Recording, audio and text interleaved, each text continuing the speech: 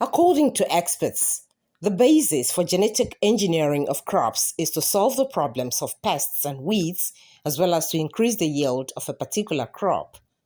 But what could not be ascertained in the BT cowpea is whether or not the alteration is precise, as this could lead to untold hardship for the citizens. The GMO beans, from what we've heard about lack of sufficient risk assessment, and for what the farmers are testifying in the report that we read, means that the GMO beans are not safe. Number two, they will erode our biodiversity and harm our agriculture. Number three, is going to impoverish our farmers. That is the whole plan of GMOs, to hook farmers to the seed market. What is so frightening in these things is they don't have our consent. They clamor for genetically modified foods and crops is against what the founders of the people that started this law, and it's called precautionary principle.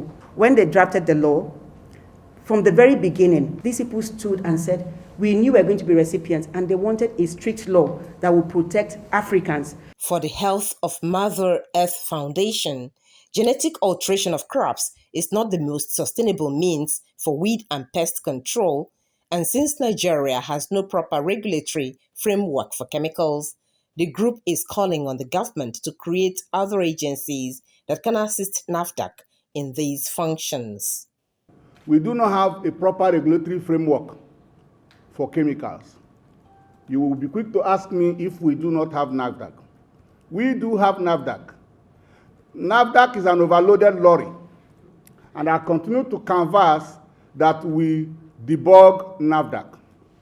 NAFDAC should be streamlined to look like the Food and Drug Administration of the US, and we should therefore have other agencies take up some of the roles that have overburdened NAFDAC. Until we do that, we will continue to have chemicals that have gone out of use more than 40 years ago in Europe and America, dumped on us, and our people are using them. So that's one flank of genetic engineering for crop production. To protect Nigeria's biosafety, the Nigerian Senate has commenced the review of the National Biosafety Agency Act.